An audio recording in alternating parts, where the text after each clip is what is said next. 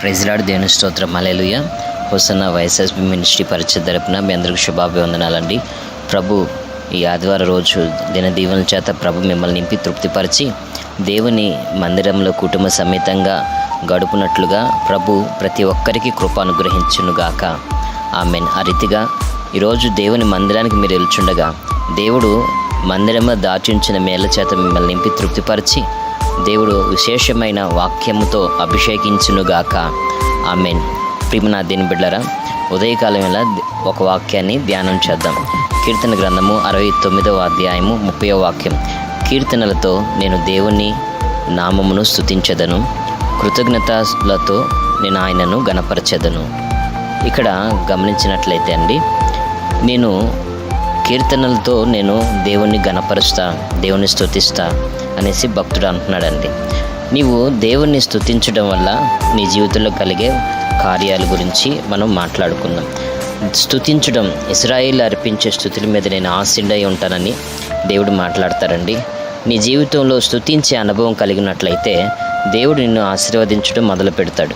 ఎట్లా అంటే కీర్తన గ్రంథము 67వ అధ్యాయము 3వ వాక్యంలో చూస్తే అండి, దేవా ప్రజలు నిన్ను స్తుతించుదురుగాక, ప్రజలందరూ నిన్ను స్తుతించుదురుగాక అనేసి అంటే ఇక్కడ ఎందుకు స్తుతించాలి అంటే 5వ వాక్యం నుండి, దేవా ప్రజలు నిన్ను స్తుతించుదురుగాక, ప్రజలందరూ నిన్ను స్తుతించుదురుగాక, అప్పుడు భూమి దాని ఫలమిచ్చును, దేవుడు మా దేవుడు మమ్మల్ని ఆశీర్వదించును, దేవుడు మమ్మల్ని దీవించును, బోధిగంతం నివాసులందరూ ఆయన యందు భయభక్తులు నిలుపుదురు అనేసి ఇక్కడ రాయబడి ఉంది. అంటే నువ్వు దేవుని మందిరంలో నీవు దేవుని స్తుతించడం వల్ల, కీర్తనలతోటి ఆయన నామాన్ని గణపరచడం వల్ల, మహింపరచడం వల్ల నీవు విశేషమైన కృప, విశేషమైన ఆశీర్వాదము, మేళ్ళు పొందుతావన్న వాస్తవాన్ని గ్రహించాలి. దేవుని మందిరంలో తండ్రి, కుమార, పరిశుద్ధాత్మ త్రియేక దేవుని యొక్క దీవెనలు, కృప దాచిపెట్టబడి ఉంటాయండి. మన ఇంట్లో మనం ఉంటాం, దేవుని మందిరంలో దేవుడు ఉంటారు.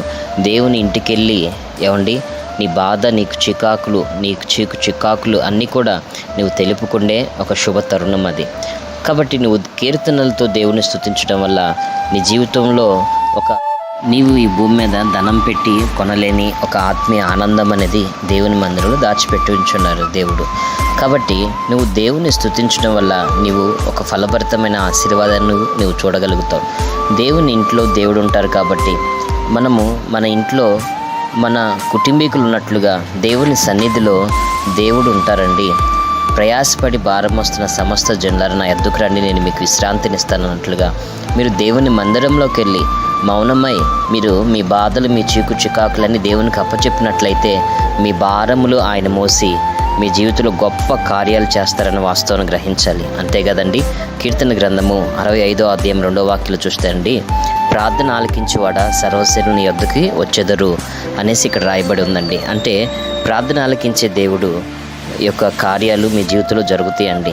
అయితే సర్వ శరీరం ఉన్న ప్రతి ఒక్కరు కూడా దేవుని మందిరంలోకి వెళ్ళి వారి బాధ, వారి చికాకులు దేవునికి తెలియజేసినట్లయితే వారి భారభరితమైన అనుభవాలు ఏదైనా కానీ దేవుడు మోస్తాడన్న వాస్తవాన్ని గ్రహించాలి. అట్టి కృపతోటి ప్రభు మీ అందరిని నింపి నడిపించునుగాక. ఆ రీతిగా దేవుడు తన మందిర ఆవరణంలో మిమ్మల్ని ఆశీర్వదించి దీవించునుగాక. మీ కొరకు చిన్న ప్రార్థన. కృపా సత్య సంపుడాకు దేవా మీకు స్తుతి స్తోత్రం చెల్లిస్తున్నాం. ఇక ఆన్లైన్ ద్వారా ప్రార్థనలు ఏకీభవించుచున్న నీ బిడ్డలైన వారిని దీవించి ఆశీర్వదించు. అయా నీ మందిర ఆవరణంలో అయా కృతజ్ఞత కలిగి కీర్తనలతో, హర్షధ్వనులతో నిన్ను ఆరాధించుటకు కృప నీ బిడ్డలకు దయచే. కుటుంబ సమేతంగా నీ మందిరంలో పచ్చని ఒలివ చెట్లు వలె నీ బిడ్డలు ఆశీర్వదించబడినట్లుగా కృప అనుగ్రహించమని నజరుడైన యేసుక్రీస్తు ప్రశస్త నామం ప్రార్థిస్తున్నాం తండ్రి. ఆమేన్. తండ్రి అయిన దేవుని ప్రేమ, తన కుమారుడైన యేసుక్రీస్తు కృప, ఆదరణకర్తైన పరిశుద్ధాత్మ దేవుని అనే సన్నిధి సహవాస కృపయు తోడైన ముందుకు నడిపించునుగాక. ఆమేన్. నిశ్చయంగా ప్రభు ఈరోజు ఆదివారపు దీవెనల చేత మిమ్మల్ని నింపి కుటుంబ సమేతంగా మందిర ఆవరణంలో దేవుని స్తుతించే భాగ్యం, ధన్యత ప్రభు మీకు అనుగ్రహించునుగాక. Amen, amen, amen.